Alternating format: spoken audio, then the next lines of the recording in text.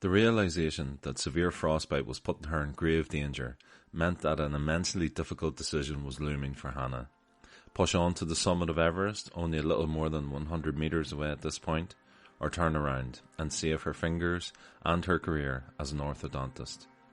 It may seem like an easy decision at sea level, but high up on Everest, with oxygen levels low and summit fever kicking in, it becomes a lot less straightforward. Would logic, or the ambition to climb the highest mountain in the world, win the argument? Hello and welcome to the Why the Mountains podcast with me, your host, Stephen Farley. In today's episode we hear from our first female mountaineer of the series, Hannah Shields, who comes from Kilrea in County Derry. I really enjoyed this interview. Hannah is lovely, very engaging and articulate, tells her story so well, a story that is entwined with some of the most famous names in Irish mountaineering. I hope you enjoy. However, I did record this interview during my recent internet problems, and there are a few issues with connection that I have tried to edit out as much as possible, and I hope it doesn't disrupt the podcast too much. As ever, we began the interview by asking Hannah, why the mountains?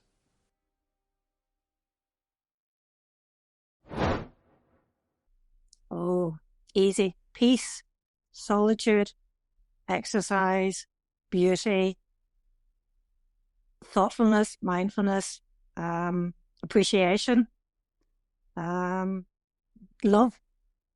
I think that's it all simply put in all those things. I love being out in the hills. Okay, I'm not going to lie. Whenever I've been out in the Spurns recently, whenever it's been not pleasant weather and you're up to your armpits in muck, yeah, those are the challenging days.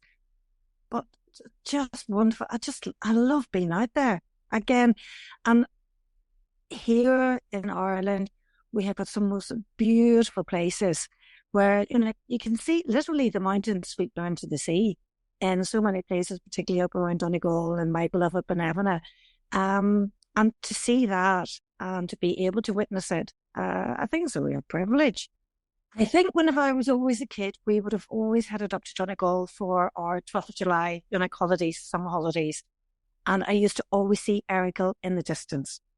And I would have always been to my parents, can I go there? Can I go up that? Can I go up that? Can I go up that? Nobody was interested because they were all golfers. That was, sort of the sport that my parents were involved in. So the thought of actually going up a hill, I was kind of, nope, not happening. And it was actually whenever I was a student in Manchester. I played university for the first hockey team. And there was one Saturday, there was no matches because of bad weather. And one of my friends was a hill walker. Now, I have to admit at that stage, I did think some of them were a wee bit daft idiots because they wore all these the wee trousers down to the knees, the big long red socks, the boots. They seemed to have a uniform. And I went, not particularly engaged in that. So it did put me off a little bit. And she said, come out, Jess, we're going out to Edale. Got the train out. I was out in a pair of trainers, a little cagoule, tracksuit bottoms, got soaked to the knickknacks. But I remember having my first, I suppose, crisp sandwich. It was as simple as that, crisp sandwich out in the hills, the wind blowing all over the place. And of course, just in case you didn't know, I'm a wee bit of a drama queen. The whole drama of it all got me as well.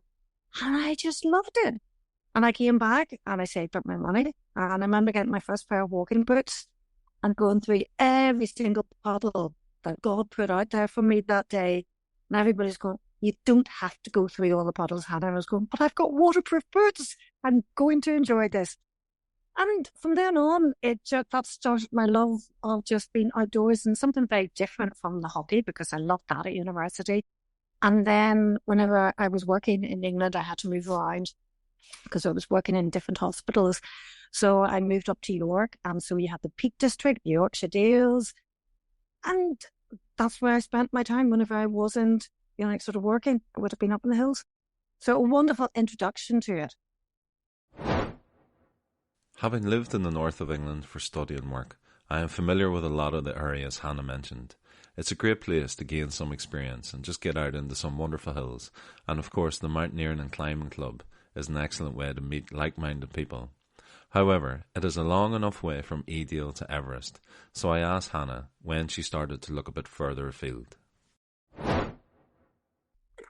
It was just a natural progression.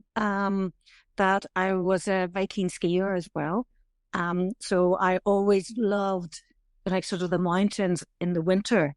Um, and I just went, right, I have to get a skill set up here if I want to, like I realized that I just couldn't go out and play in the hills, particularly in winter mountain conditions. So whenever I was living in England, I went up to Scotland and did an awful lot of climbing courses. I'm always one of these ones that you learn to do it properly, first of all. And then I was very lucky that I had a great group of climbing buddies that they pushed me and they were always encouraging me to get out of my comfort zone. Um, and they let me make mistakes. And more importantly, I learned from those mistakes. So it was just a very gradual, just continuing to push myself because the fellas I was climbing with were much better climbers than me. So I knew I had to work hard if I wanted to continue to play with them in the mountains. Basically, that was it. It was more because I loved the company. I loved what we were doing. So I had to work hard to get up to their standard. Hannah went about this the right way, as many others do. Surround yourself with better climbers and develop your skill set. But you also need to take any opportunities that come along, and the 1993 Irish expedition provided the first real opportunity to experience the Himalaya.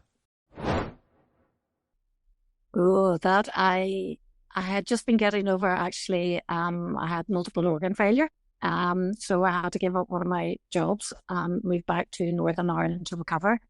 And I was working in a beautiful practice in Oma. And somebody rang me up and they said they're looking at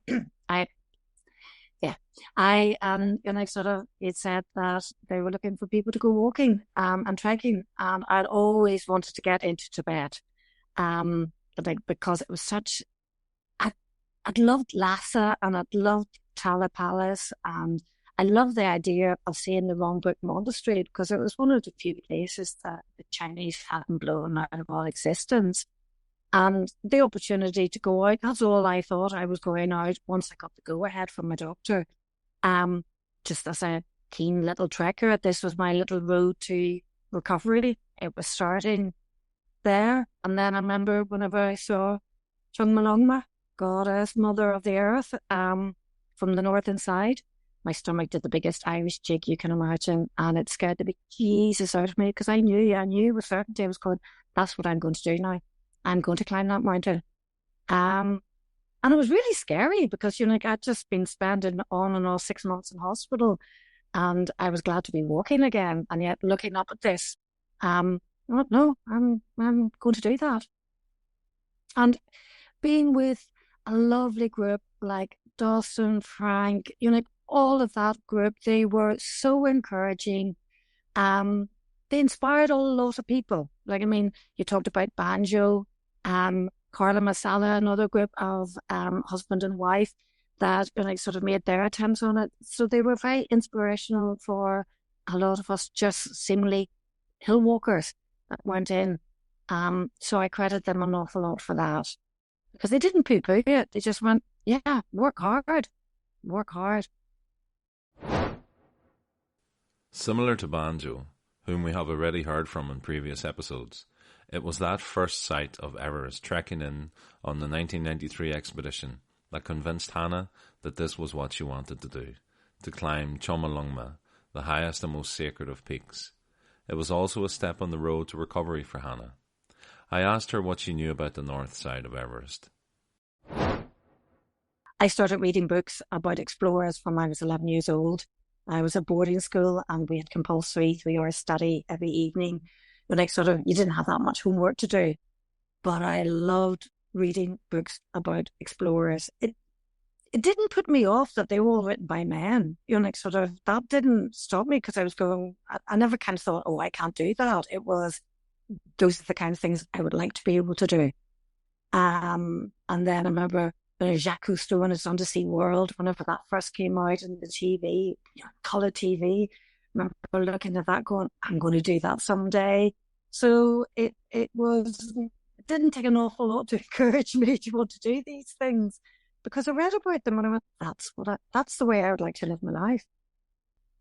Yeah, it was the majesty of her, the it's a very, and this is why I will encourage anybody if they ever get the chance to actually get out to base camp, even if that's what you want to do.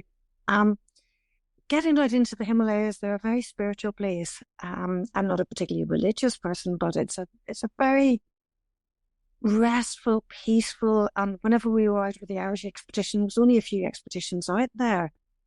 I have to admit, it's not like it is now, which is perhaps a little bit like a circus at times. But whenever you're part of an expedition, you will still find that isolation within your own team. And it's just a lovely feeling being in awe of this beautiful mountain. I knew the history.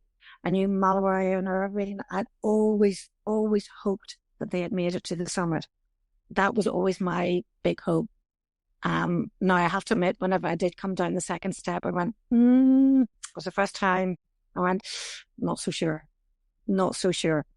But it was my imagination reading the books.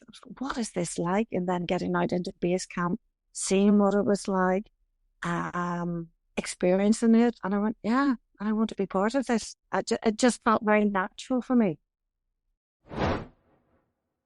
Hannah describes it so well, and I would echo her encouragement for anyone to get out there if they can, though I have only made it to the bottom of the mountain in base camp.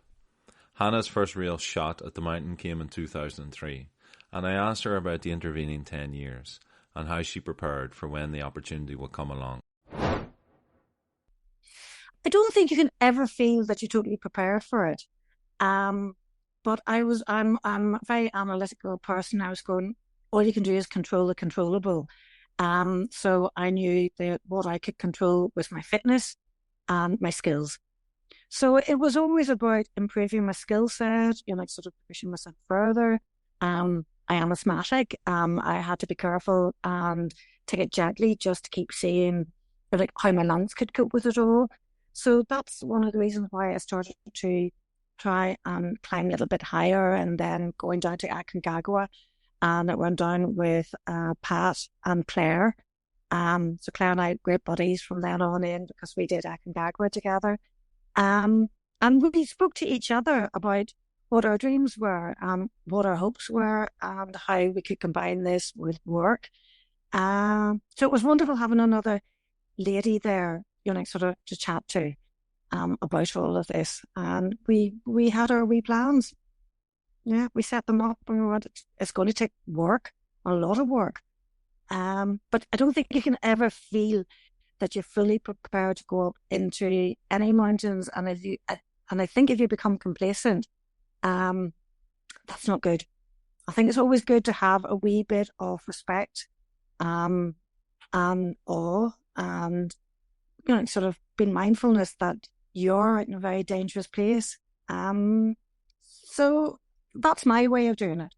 I would never like to think that I'm complacent about anything. Oh God, a wet winter in Scotland. Oh Jesus. Oh, sorry. No, it's Wet fine. It's winter in fine. Oh, wet winter. I'm shaking here even thinking about it, and I'm going back out again now in the end of January 2025. The next sort of hit the Scottish hills again. Oh, whenever it's lovely whenever it's -4, -5, -89, which have been out in the polar regions. That's fine. It's a dry cold. Whenever you've got that bit of dampness, oh gosh, it just goes straight through you.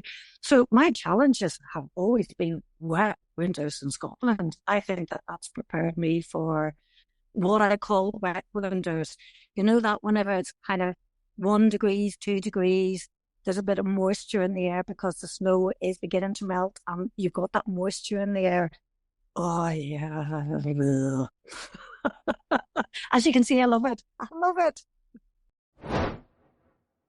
Claire, of course, is Claire O'Leary, who unfortunately I couldn't interview for this series, but it's worth stating again that she was the first Irish woman to successfully summit Everest, an amazing achievement.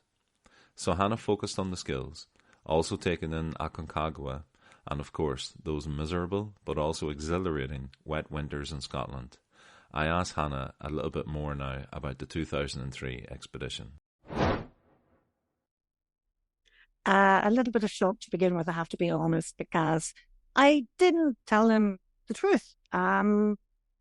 I'd always said that I was going out walking whenever I was going off on any of my holidays. And they just kind of took it at face value.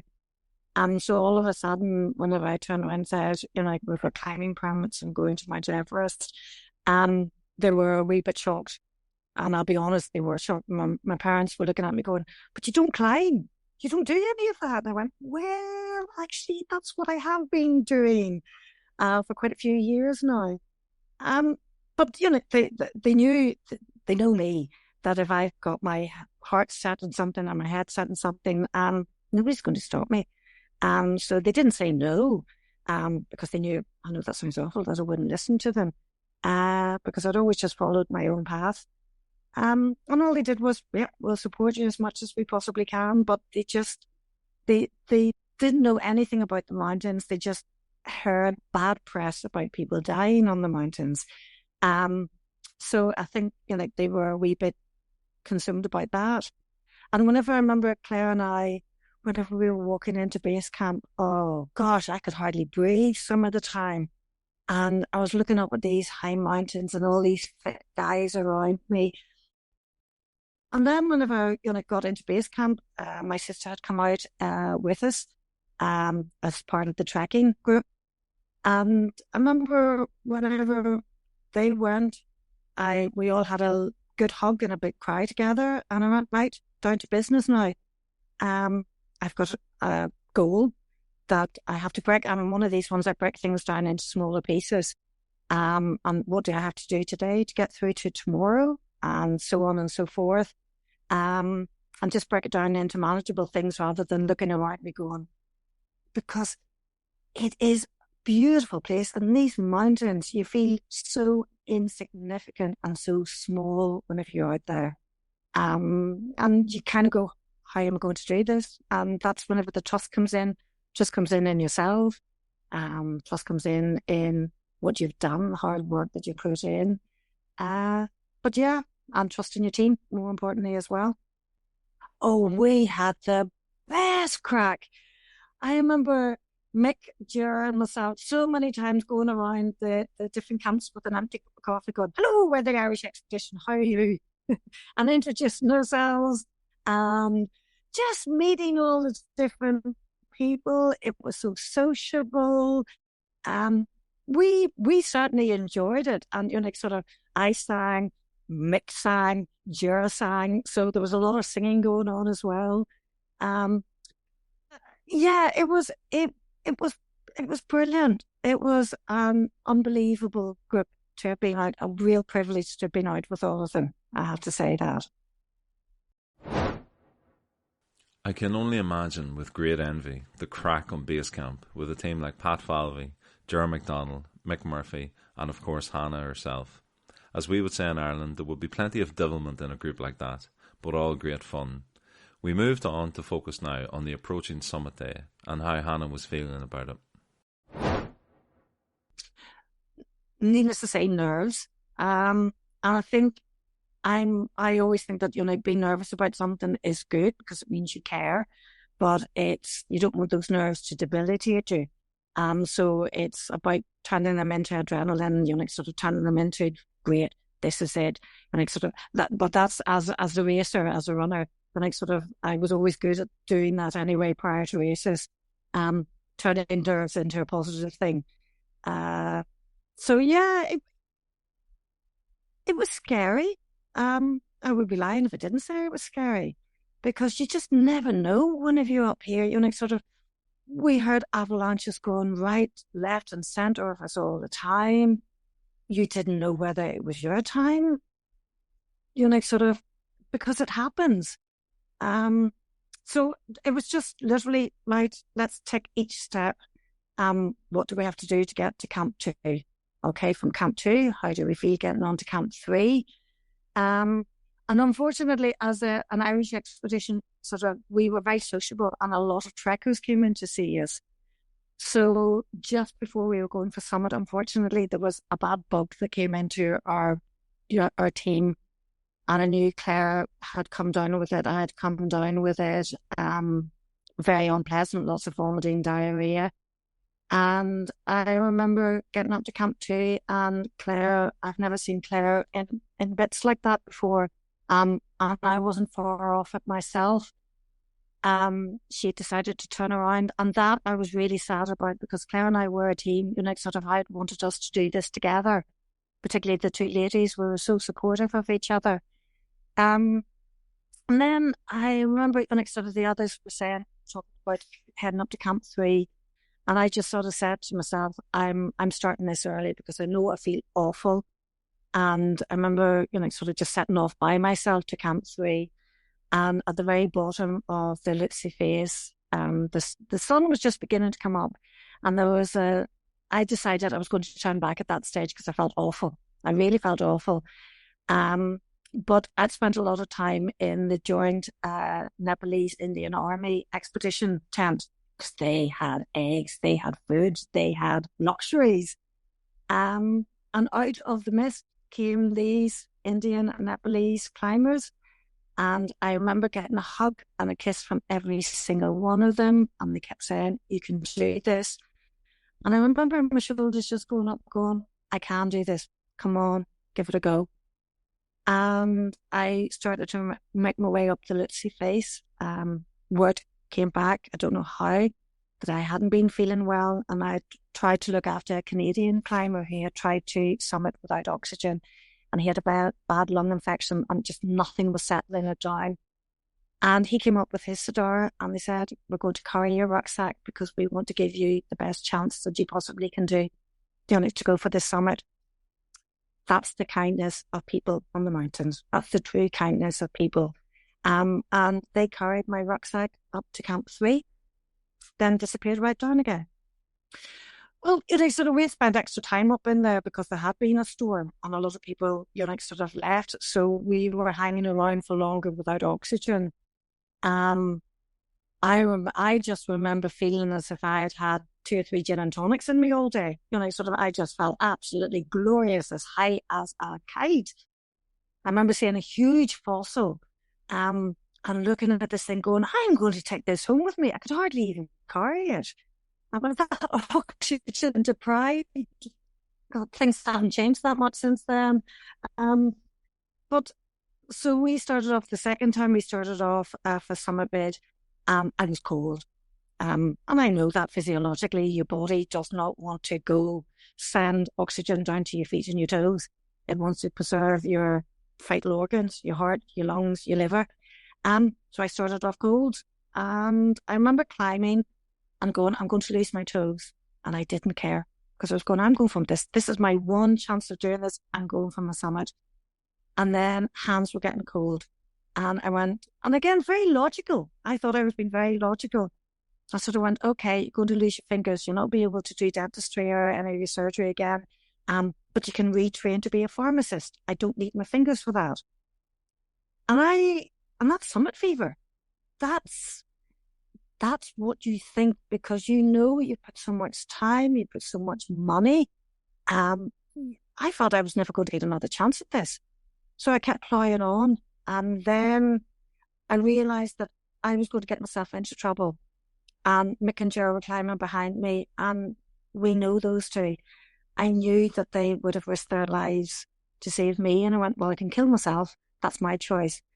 But I'm not going to be the cause of death for everybody else. And that's what made me turn around. It was Mick and Joe. And I remember the first step that I took, I just went, well, that was a whole pile of money wasted.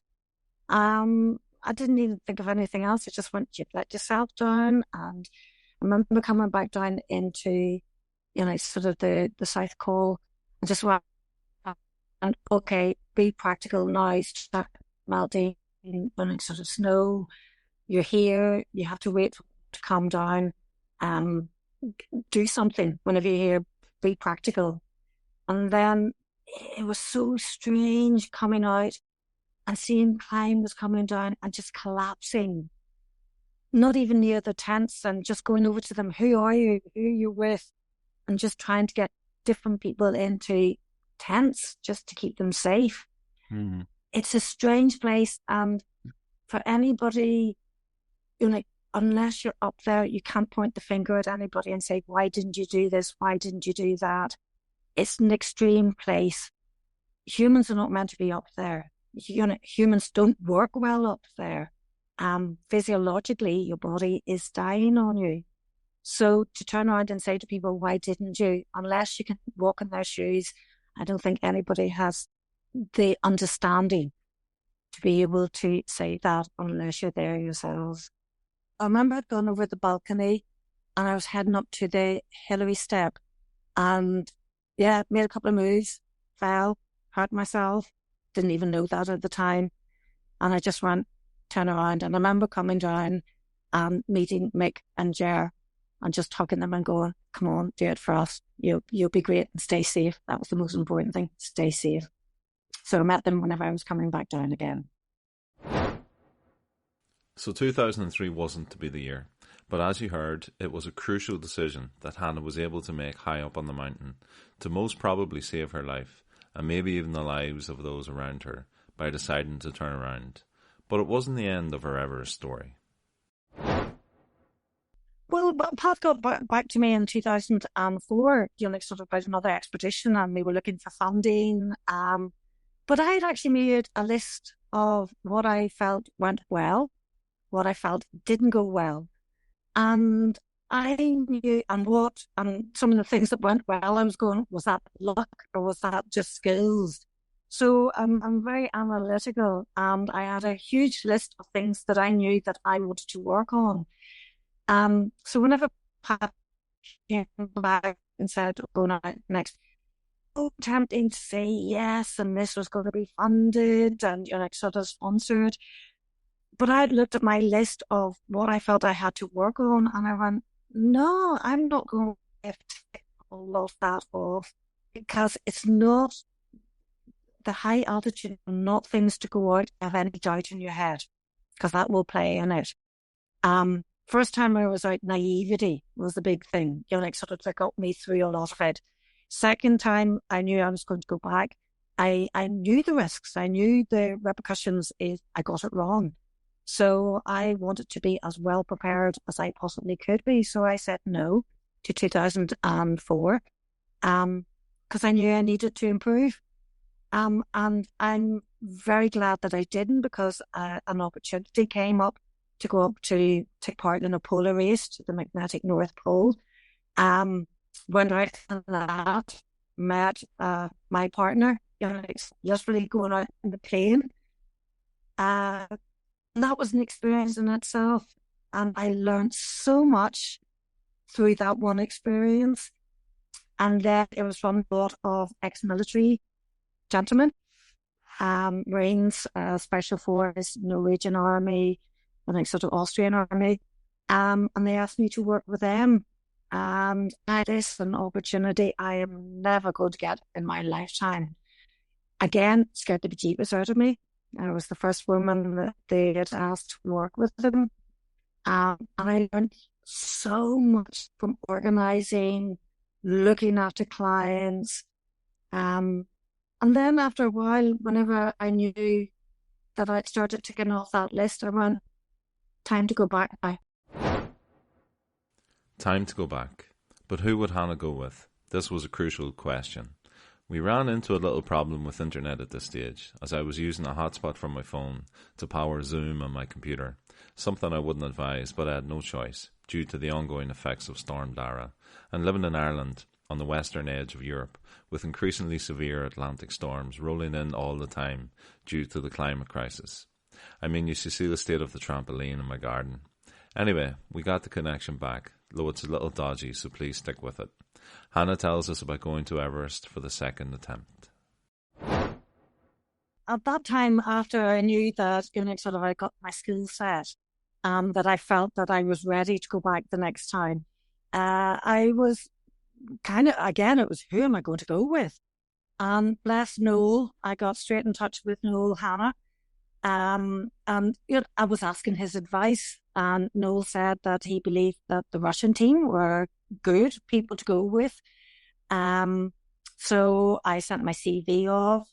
They accepted me onto the expedition. I arrived out at Kathmandu. and I was the only female climber on that, and all these Russians, and I was typical Irish going, hello, hello, hello, hello, hello, and they just looked at me blankly, and I went, gosh, they don't speak English. But a lovely crowd, mad as hatters. God, we thought the Irish was bad at times.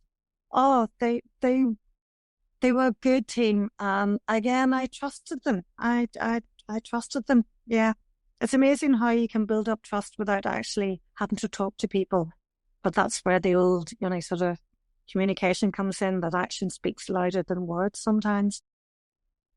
Oh, they smoked the whole way up and they drank vodka the whole way up. Oh yeah, I had brought out actually with me one of a wee patient had given some poaching. And so it was there. I remember it was one of their big festivals, and we were having a big party at base camp, and I brought out the poaching. And I remember putting it up to my lips, and it nearly burnt the lips out of me, so I didn't drink it, needless to say. But I pretended that I did, and I passed it around, and of course all the Russians were coughing and spluttering, and then they kept looking at me going, Irish woman, beating their chest, going, strong. And I'm going, aha, aha.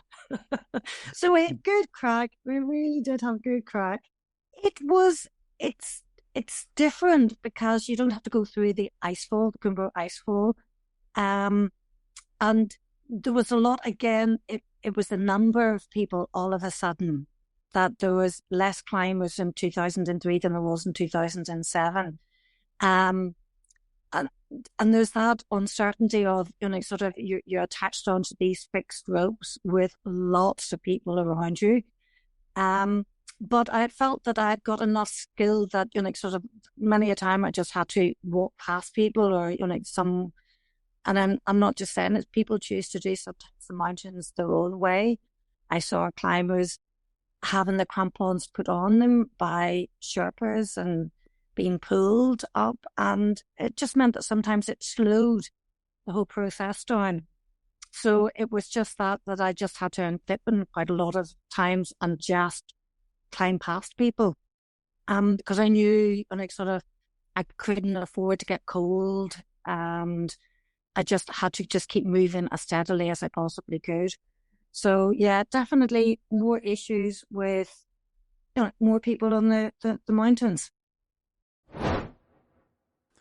Hannah had chosen to go with the Russian team, and in the biggest difference from 2003, she was now on the north side of Everest, which meant a totally different summit day. Instead of the Hillary step, Hannah now had the second step to contend with. I asked her about summit day from the north side. Well, what had happened was beforehand, there was bad weather whenever we were climbing. And so everybody had come back down to base camp waiting for the first window.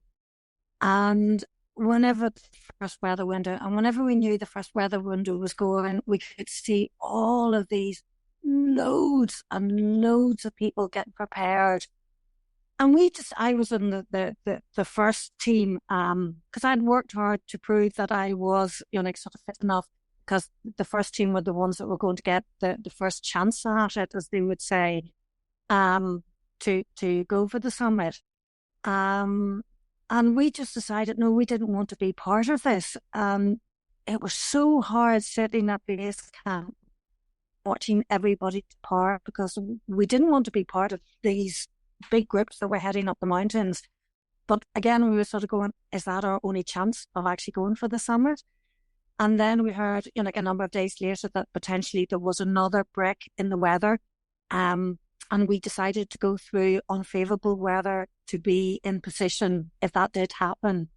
So we were climbing up in, fairly stormy conditions. And we eventually got ourselves up to our high camp in the Death Zone, and the weather just started to clear, and we knew that we didn't want to be going again with other potential climbers, so we set off very early.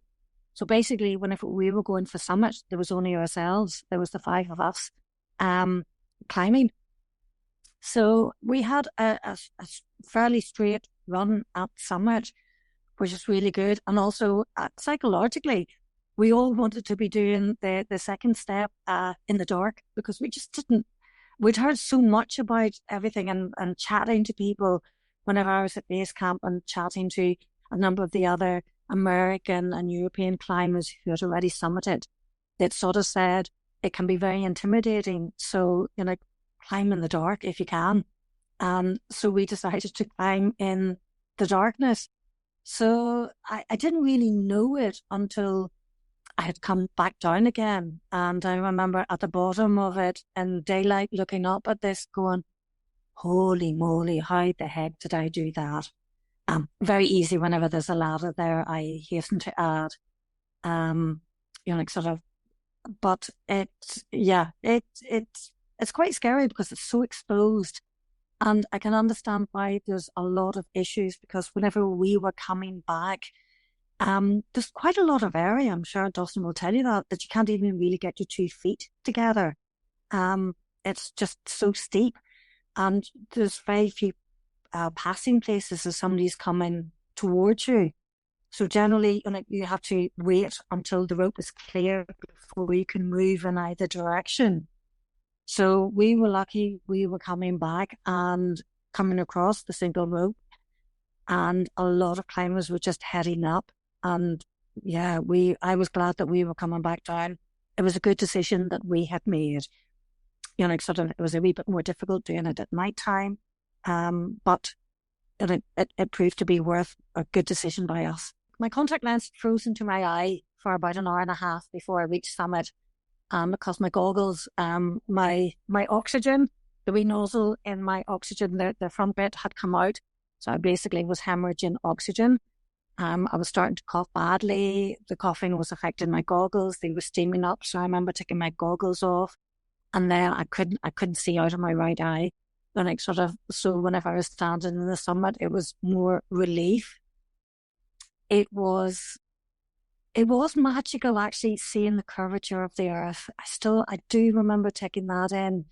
And then I didn't even want to get any photographs taken because I was very much, you're in a bad, precarious place now. You need to get down out of this as quickly as possible. Because at that stage I started to cough up a bit of blood. So I knew I had pulmonary edema. And I had already used my dexamethasone on a climber who unfortunately had died.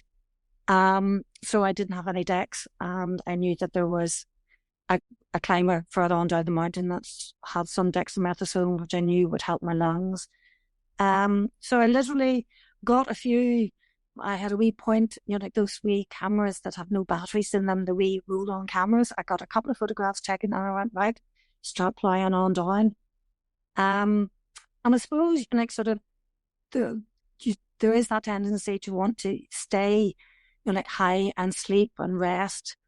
But I knew I just needed to get down as quickly as possible. So I just moved continually, from summit, basically right down to base camp. Just all in one over a day and a half. I just kept moving slowly and slowly and slowly down the mountain. And I remember going into the North Col, and there was an American guy that had dexamethasone. And I said, I need this, please, if you're not using it, which he wasn't because he had already summed it. It just shoved it into the nether region, give me a good old whack backside. And I just kept moving down. And word had got out that I wasn't well. And I just always remember thinking, I have to be a walking wounded because nobody can carry you down from this. You're on your own, because it's so difficult to do.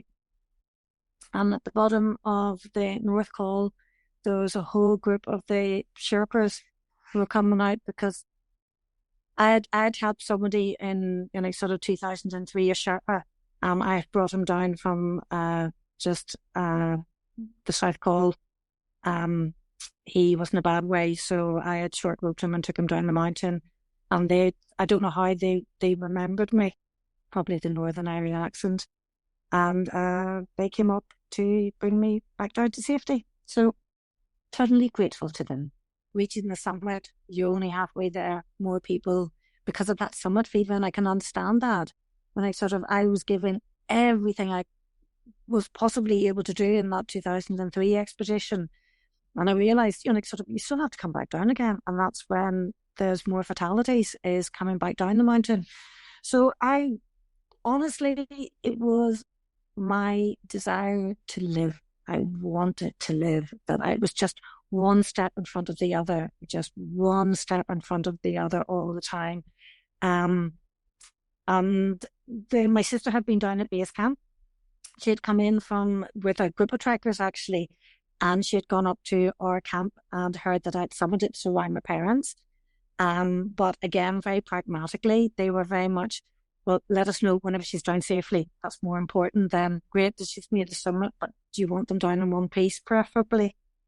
So yeah, I remember getting down to advanced base camp and going through the Russian first aid kit because I was looking for sort of various medication, and I was laughing to myself, again, everything was in Russian, and I was going, well, that's not an awful lot of helpfulness to me. But I found the oxygen and slept on oxygen overnight, and then made my way down to base camp. My sister was there, so that was lovely. Time and again, it's clear how amazing and important the Sherpas are, often making the difference between success and failure, life and death. The Sherpas will feature centrally in future episodes of the podcast. How nice to make it down safe and sound and have your sister there to celebrate with. I asked Hannah, had she any future plans for the mountains and what she thinks of Everest, looking at it today. No, I haven't. I have to admit, I found it was really hard whenever Jer died. And then, no, I remember, whenever you hear of the ones that you've known and loved, start to die in the mountains, it does make you weary, and you kind of go, is that it? Sort of, should I be sensible? But no, I still got an inkling that I still feel that there's still more in me. So yeah, we'll see. I'm working hard to get myself fit and strong, and we'll see. I'm not a Puritan. I was very privileged that I was able to, sort of go out and experience and climb Everest. It's very different from the way whenever 2000, sort of 1993, whenever Dawson Frank all went out, they were doing it, Alpines, they were doing it in a very different way. It's very difficult to do that on the mountains, and particularly the big high mountains, because it is so commercial now. But I still believe that everybody should be given the chance if they have a dream, and it is their dream, and they work hard at it, and they can look after themselves. Chase those dreams, because it's meant a lot to me to be able to do it, and I would love to see other people, sort of achieving their dreams, whether it be to base camp, whether it be to the summit. But be able to do it, sort of under your own steam, because if you depend on somebody to be looking after you all the time, I don't think that's too healthy. You have to be, sort of sure of your own skill set. But yeah, I still think, go for it. She's a wonderful mountain. Yeah, it is. Whenever I see some of the photographs of them all lining up, that could possibly have been what it was like the first time that I was going for summit, but we decided to avoid that and to let that bypass us and climb later on. So I never experienced that. And that's the choices we make whenever we're up in the mountains, and I think that's up for the individuals to choose themselves. I'm certainly not going to be pointing the finger and going, don't do this, don't do that. Everybody has to be responsible for themselves and to look after themselves and protect the rest of the team.